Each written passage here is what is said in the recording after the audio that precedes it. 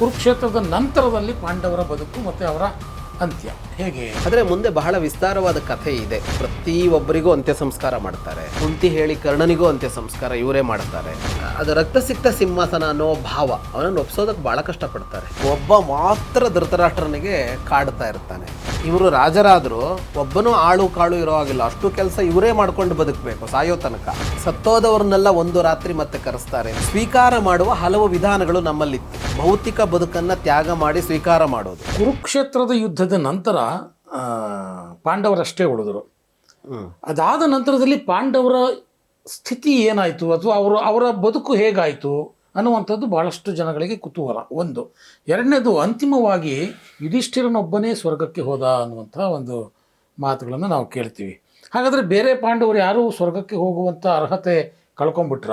ಯುಧಿಷ್ಠಿರ ಒಬ್ಬನೇ ಆ ಅರ್ಹತೆಯನ್ನು ಪಡ್ಕೊಂಡಿದ್ದು ಹೇಗೆ? ಒಟ್ಟಾರೆ ಕುರುಕ್ಷೇತ್ರದ ನಂತರದಲ್ಲಿ ಪಾಂಡವರ ಬದುಕು ಮತ್ತು ಅವರ ಅಂತ್ಯ ಹೇಗೆ ಅನ್ನುವಂಥದ್ದು. ಕುರುಕ್ಷೇತ್ರಕ್ಕೆ ಹೌದು, ನೀವು ಹೇಳಿದಾಗೆ ಜನಪ್ರಿಯವಾಗಿ ಕಥೆಗಳು ಕುರುಕ್ಷೇತ್ರ ಮುಕ್ತಾಯ ಆದಲ್ಲಿಗೆ ಮುಕ್ತಾಯ ಆಗ್ಬಿಟ್ಟಿದೆ. ಮುಂದಿನ ಕಥೆಗಳು ಗೊತ್ತಿಲ್ಲ ಅಂತ. ಆದರೆ ಮುಂದೆ ಬಹಳ ವಿಸ್ತಾರವಾದ ಕಥೆ ಇದೆ.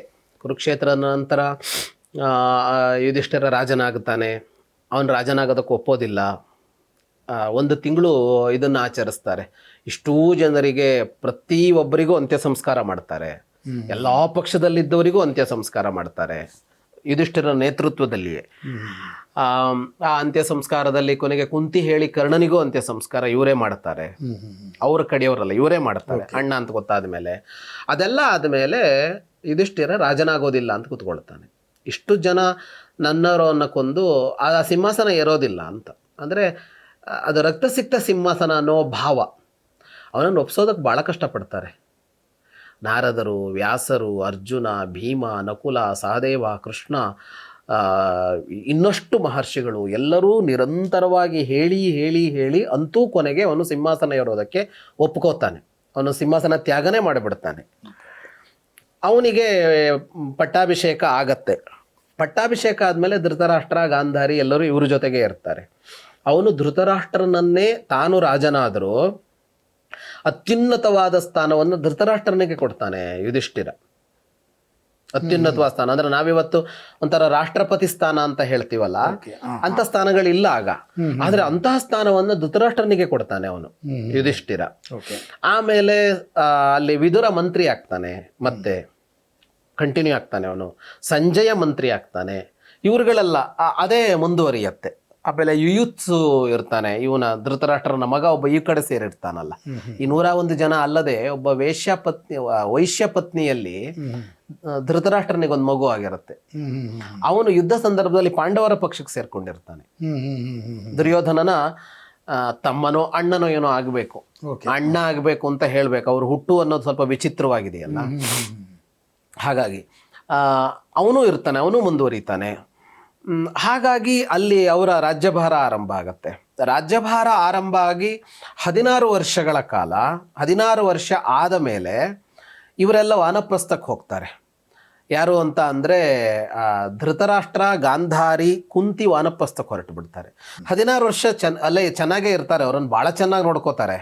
ಆದರೆ ಒಬ್ಬ ಮಾತ್ರ ಧೃತರಾಷ್ಟ್ರನಿಗೆ ಕಾಡ್ತಾ ಇರ್ತಾನೆ ಅಲ್ಲಿ. ಅವನು ಯಾರು ಅಂದರೆ ಭೀಮ. ಅವನಿಗೆ ಅವನ ಸಿಟ್ಟು ಇಳದೇ ಇರೋದಿಲ್ಲ ದುರ್ಯೋಧನನ ಮೇಲೆ, ಈ ಧೃತರಾಷ್ಟ್ರನ ಮೇಲೆ. ಇವನು ಕಾರಣ ಅಂತ. ಅವನು ಬೇರೆ ಏನೂ ಮಾಡೋದಿಲ್ಲ. ಆವಾಗ ಬಂದು ಹಂಗಿಸ್ತಾ ಇರ್ತಾನೆ. ಇವನನ್ನು ಹಂಗಿಸೋದು. ಉಳಿದವರೆಲ್ಲ ಅಪಾರವಾಗಿ ಗೌರವದಿಂದ ನೋಡ್ಕೊಳ್ತಾ ಇರ್ತಾರೆ. ಒಂದಿನ ಧೃತರಾಷ್ಟ್ರನಿಗೆ ಇನ್ನಿರೋಕ್ಕಾಗಲ್ಲ ಅಂತ ಅನ್ನಿಸಿ ವಾನಪ್ರಸ್ಥಕ್ಕೆ ಹೊರಡ್ತೀನಿ ತಾನು ಅಂತ ಹೇಳ್ತಾನೆ. ಗಾಂಧಾರಿಯೂ ಹೊರಡ್ತಾಳೆ. ಆಗ ಕುಂತಿಯೂ ಹೊರಟು ಬಿಡ್ತಾಳೆ ವಾನಪ್ರಸ್ಥಕ್ಕೆ. ಕಳಿಸ್ಕೊಡೋಕೆ ಅಂತ ಹೋಗ್ತಾ ಇರ್ತಾರೆ. ಕುಂತಿನೂ ಹೊರಟು ಬಿಡ್ತಾಳೆ ಅಲ್ಲಿಂದ, ನಾನು ವಾಪಸ್ ಬರೋಲ್ಲ ಅಂತ. ಅವಳು ಹೇಳ್ತಾಳೆ ಏನು ಅಂದರೆ, ಇಬ್ಬರು ನೋಡಲ್ಲ, ಧೃತರಾಷ್ಟ್ರನೂ ನೋಡಲ್ಲ, ಗಾಂಧಾರಿನೂ ನೋಡಲ್ಲ. ಈ ವಾನಪ್ರಸ್ಥ ಹೇಗೆ ಅಂದರೆ, ವಾನಪ್ರಸ್ಥದಲ್ಲಿ ಆಳು ಕಾಳು ಇರಲ್ಲ. ಹೌದು, ಇವರು ರಾಜರಾದರೂ ಒಬ್ಬನೂ ಆಳು ಕಾಳು ಇರೋ ಹಾಗಿಲ್ಲ. ಅಷ್ಟು ಕೆಲಸ ಇವರೇ ಮಾಡ್ಕೊಂಡು ಬದುಕಬೇಕು ಸಾಯೋ ತನಕ. ಹಾಗೆ ರಾಜರು ವಾನಪ್ರಸ್ಥಕ್ಕೆ ಹೋಗೋದು. ಅದು ಕಾಡಂಚಿನಲ್ಲಿ, ಸ್ವಲ್ಪ ಕಾಡಲ್ಲೇ ಅಂತ ಹೇಳಬೇಕು. ಹಾಗಾಗಿ ಇವರ ಸೇವೆಗೆ ನಾನು ಇರಲೇಬೇಕು, ನಾನು ಹೊರಡ್ತೀನಿ ಅಂತ ಹೊರಟು ಬಿಡ್ತಾಳೆ. ವಿದುರ ಹೊರಡ್ತಾನೆ, ಸಂಜಯನೂ ಹೊರಡ್ತಾನೆ ಅವ್ರ ಜೊತೆಗೆ. ಆ ತಲೆಮಾರಿ ಇಡೀ ಹೊರಡುತ್ತೆ. ಕುಂತಿ ಹೊರಟಾಗ ಅವರು ಭಾಳ ಕಷ್ಟಪಡ್ತಾರೆ. ಯುಧಿಷ್ಠಿರ ಅವರೆಲ್ಲ ಒಪ್ಪೋದಿಲ್ಲ. ಪಾಂಡವರು ನಾವು ನಿನ್ನ ಜೊತೆ ಬಂದ್ಬಿಡ್ತೀವಿ, ನಾವು ರಾಜ್ಯ ತ್ಯಾಗ ಮಾಡಿ ಬಂದ್ಬಿಡ್ತೀವಿ ಅಂತ ಹೇಳ್ತಾರೆ. ಅಂತೂ ಕುಂತಿ ಅವರನ್ನೆಲ್ಲ ಒಪ್ಪಿಸಿ ವಾಪಸ್ ಕಳಿಸಿ ಅವರು ವಾನಪ್ರಸ್ಥಕ್ಕೆ ಹೋಗ್ತಾರೆ. ವಾನಪ್ರಸ್ಥಕ್ಕೆ ಹೋಗಿ 1 ವರ್ಷ ಆದಮೇಲೆ ಇವರೆಲ್ಲ ಹೋಗಿ ಅವರನ್ನು ಭೇಟಿ ಮಾಡ್ತಾರೆ ಮತ್ತೊಮ್ಮೆ, ಆ ವಾನಪ್ರಸ್ಥ ಅಲ್ಲಿದ್ದವರನ್ನು. ಅದು ಸುದೀರ್ಘವಾದ ಕಥೆಗಳಿವೆ ಅಲ್ಲಿ ಭೇಟಿ ಮಾಡೋದು. ಇವರು ಆಗ ಅವರಿದ್ದ ಪರಿಸ್ಥಿತಿ ಅಂದರೆ ಅವರು ಕಷ್ಟಪಟ್ಟು ಅವ್ರ ಕೆಲಸ ಅವ್ರು ಮಾಡ್ಕೋತಾ ಇರ್ತಾರಲ್ಲ, ಆ ವಿದುರ ಇರೋದಿಲ್ಲ ಅಲ್ಲಾಗ.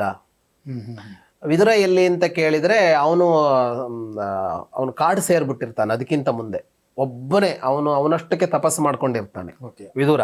ಅವನು ಜನ ಇದ್ದಲ್ಲೇ ಬರೋದಿಲ್ಲ, ಅಂದ್ರೆ ಅಷ್ಟು ಪರಮ ವೈರಾಗ್ಯ. ಜನರು ಕಂಡ್ರೆ ಓಡ್ತಾನೆ ಅವನು ಅಂತ ಸಂಜಯ್ ಹೇಳ್ತಾನೆ. ಅವನು ಜನರು ಕಂಡ್ರೆ ಓಡ್ಬಿಡ್ತಾನೆ, ಒಂದು ಮನುಷ್ಯನೂ ನೋಡೋದಿಲ್ಲ ಅವನು ಅಂತ, ಅಷ್ಟು ವೈರಾಗ್ಯ ಬಂದಿರತ್ತೆ ಅವನಿಗೆ.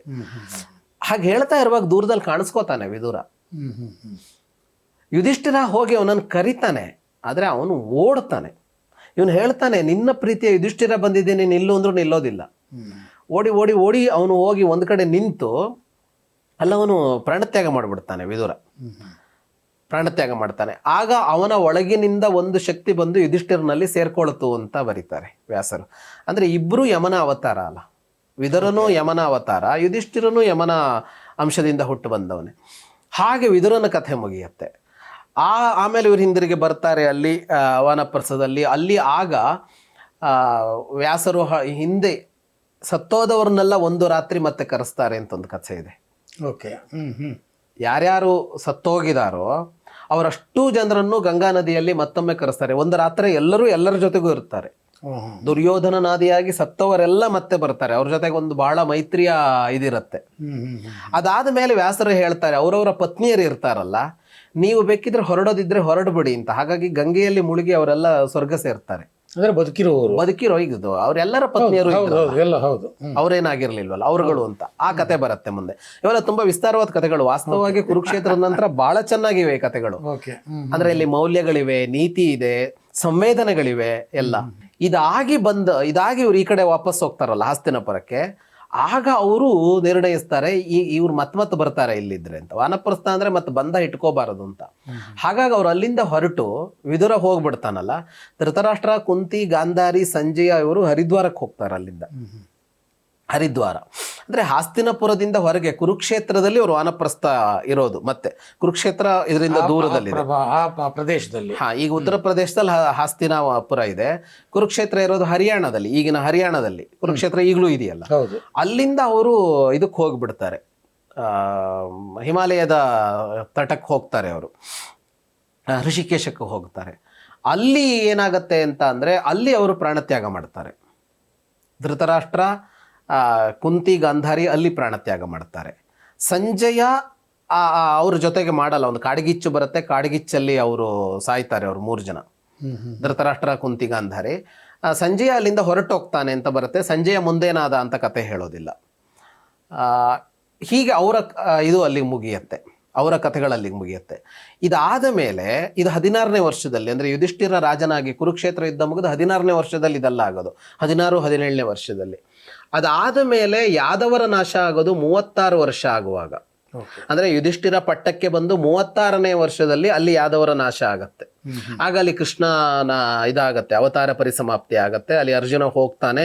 ಅಲ್ಲಿ ಅದೆಲ್ಲ ಆದ ಮೇಲೆ ಅಲ್ಲಿ ಅವ್ರನ್ನೆಲ್ಲ ಕರ್ಕೊಂಬಂದು ಅರ್ಜುನ ಅವನು ಯಾದವ್ರನ್ನೆಲ್ಲ ಕರ್ಕೊಂಬಂದು ಮಥುರೆಯಲ್ಲಿ ಅವರನ್ನು ಉಳಿಸಿ ಎಲ್ಲ ಮಾಡಿ ಹಿಂದಿರುಗಿ ಬರ್ತಾನಲ್ಲ, ಆಗ ಇವರು ನಾವು ಹೊರಡೋದು ಅಂತ ನಿಶ್ಚಯ ಮಾಡ್ತಾರೆ. ಸ್ವರ್ಗಾರೋಹಣ ಅಂತ, ಸ್ವರ್ಗಾರೋಹಣ ಅಂತ ಆಮೇಲೆ ಬಂದಿದ್ದದು ಮಹಾಪ್ರಸ್ಥಾನ ಅಂತ.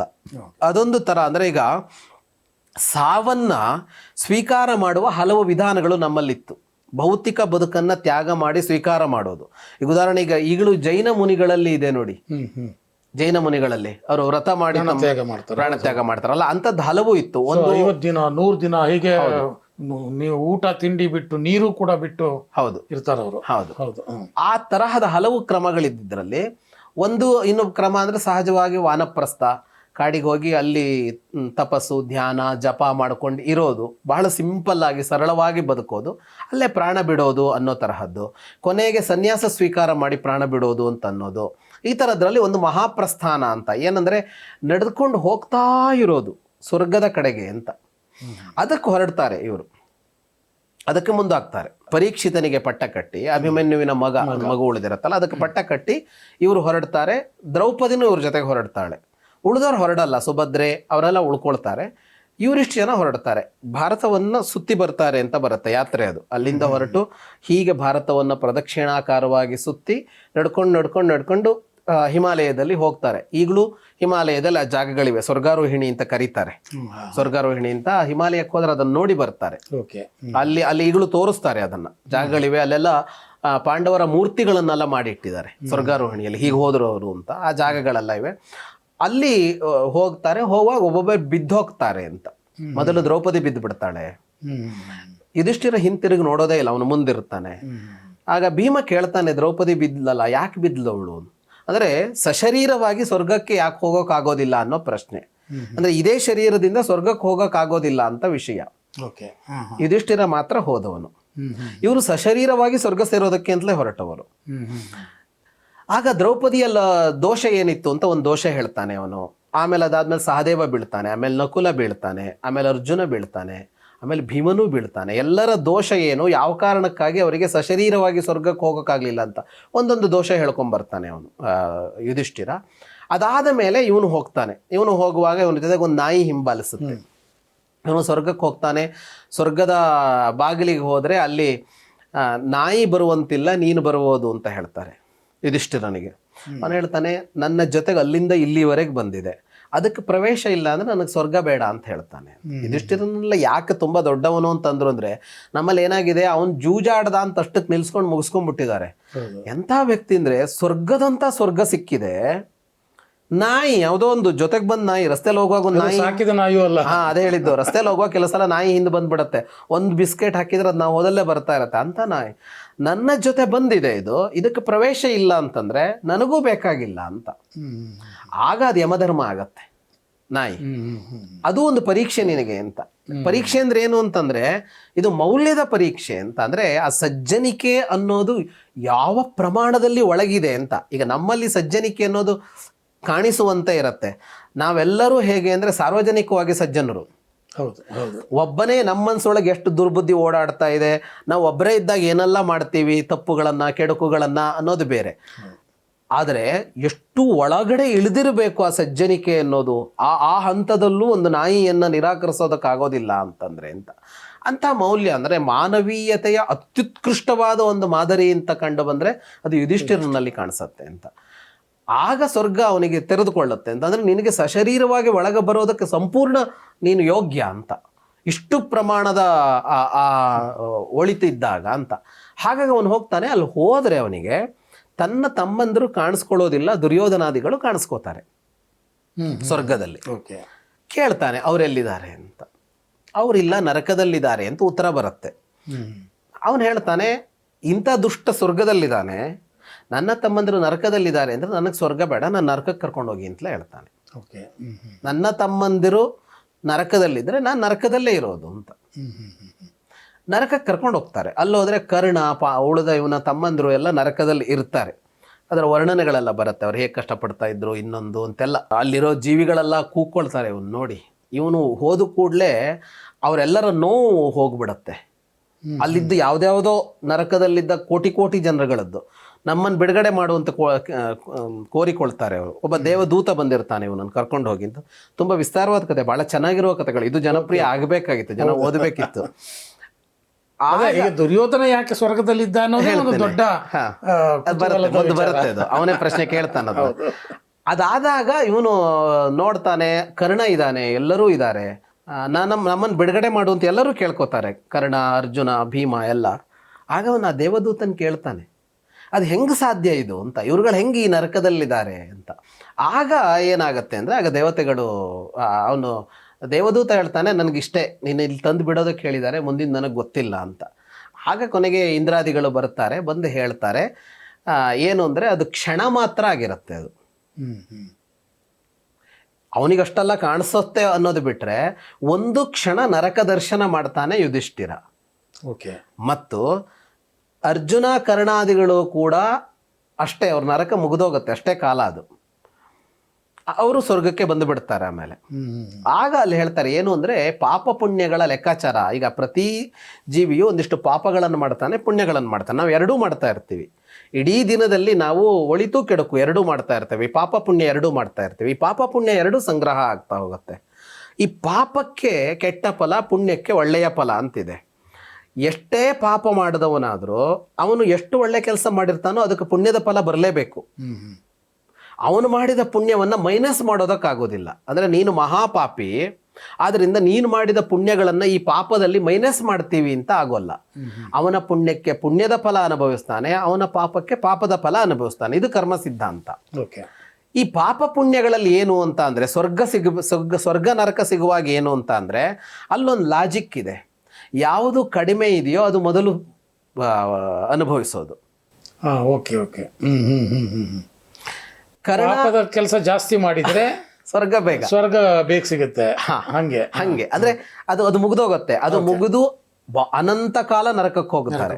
ಕಡಿಮೆ ಅವಧಿ ಇದ್ದಿದ್ದನ್ನ ಮುಗಿಸಿ ಮುಂದಿಂದ ಕಳಿಸ್ತಾರೆ. ಪಾಂಡವರು ಕರ್ಣ ಇತ್ಯಾದಿಗಳದ್ದು ಸಣ್ಣ ಸಣ್ಣ ಪಾಪಗಳಿದ್ದಿದ್ರಿಂದ ಅಷ್ಟು ಕಾಲ ಅವರಿಗೆ ನರಕದ ಒಂದು ಅನುಭವ ಆಗಬೇಕಾಗಿತ್ತು. ಅನುಭವ ಅಂದ್ರೆ ಫೀಲ್ ಆಗಬೇಕಾಗಿತ್ತು ಅಂತ ಅಷ್ಟೇ, ನರಕದಲ್ಲಿದ್ದಂತೆ ಆಗಬೇಕಾಗಿತ್ತು ಅಂತ. ಯಾಕೆಂದ್ರೆ ಅದನ್ನ ಇಂದ್ರ ಹೇಳ್ತಾನೆ, ಮಾಯಾ ನರಕ ಅದು, ಅವ್ರು ಯಾರೋ ನರಕದಲ್ಲಿ ಇಲ್ಲ ಅಂತ. ಅವ್ರಿಗೆ ನರಕದಲ್ಲಿ ಇದೀವಿ ಅಂತ ಅನ್ನಿಸುವಷ್ಟೇ ಪಾಪ ಅವ್ರದ್ದಿದ್ದು. ನಿನಗೆ ಅವರೆಲ್ಲ ನರಕದಲ್ಲಿದ್ದಾರೆ ಅಂತ ಅನ್ನಿಸುವಷ್ಟೇ ಪಾಪ ನಿನ್ನದು. ಅದಷ್ಟಾಗೋಯ್ತು, ಮುಗಿದೋಯ್ತು. ಹಾಗಾಗಿ ಇನ್ನೂ ಶಾಶ್ವತ ಸ್ವರ್ಗನೇ ನಿಮಗೆ. ಆದರೆ ದುರ್ಯೋಧನಾದಿಗಳಿಗೆ ಹಾಗಲ್ಲ, ಪುಣ್ಯವೂ ಇದೆ ಅವರದ್ದು. ಪುಣ್ಯ ಕಳೆಯುವಷ್ಟೊತ್ತು ಇಲ್ಲಿರ್ತಾರೆ, ಇದು ಮುಗಿದ ಮೇಲೆ ಮತ್ತೆ ಅಲ್ಲಿಗೆ ಹೋಗ್ತಾರೆ ಅಂತ. ಇದನ್ನ ಅಲ್ಲೇ ಇದೆ ಮೂಲ ಮಹಾಭಾರತದಲ್ಲಿ. ಎಲ್ಲಾ ಮಹಾಭಾರತಗಳಲ್ಲೂ ಈ ಭಾಗ ಇದೆ. ಇದನ್ನ ನೋಡ್ದೇನೆ ಪಾಂಡವರೆಲ್ಲ ನರಕಕ್ಕೆ ಹೋದ್ರು, ದುರ್ಯೋಧನನಿಗೆ ಸ್ವರ್ಗ ಸಿಕ್ತು ಅಂತೆಲ್ಲ ಕಥೆ ಹೇಳ್ಕೊಂಡು ಕೂತಿದ್ದಾರೆ. ವಾಸ್ತವವಾಗಿ ಇದು ಅಲ್ಲಿರೋದು. ಅದಾದ ಮೇಲೆ ಅವರಿಗೆ ಸ್ವರ್ಗ ಸಿಗತ್ತೆ. ಮತ್ತೆ ಅಲ್ಲೇ ಇದನ್ನು ಕಳೆದುಕೊಳ್ತಾನೆ ಅವನು. ಅಷ್ಟಾದ್ಮೇಲೆ ಇದಿಷ್ಟಾದ ಮೇಲೆ ದುರ್ಯೋಧನನ ಮೇಲಿನ ದ್ವೇಷವನ್ನು ಕಳೆದುಕೊಳ್ತಾನೆ ಯುಧಿಷ್ಠಿರ. ಹಂಗೆ ಮುಗಿಯತ್ತದು. ಈಗ ದುರ್ಯೋಧನ ಕಂಡಾಗ ಅವನಿಗೆ ಸಿಟ್ಟು ಬರುತ್ತಲ್ಲ, ಹೀಗೆ ಸಿಟ್ಟು ಬರುತ್ತೆ ಅನ್ನೋದು ಮಾನವ ಭಾವ ಆಗೋಯ್ತಲ್ಲ, ಇಲ್ಲಿಯ ಭಾವ ಆಗೋಯ್ತಲ್ಲ. ಅಲ್ಲಿ ಹೋದ್ಮೇಲೆ ದ್ವೇಷಾಸೂಯೆಗಳು ಇರಬಾರ್ದಲ್ವಾ ಅಂತಂದ್ರೆ ಅಲ್ಲಿ ಇರತ್ತೆ.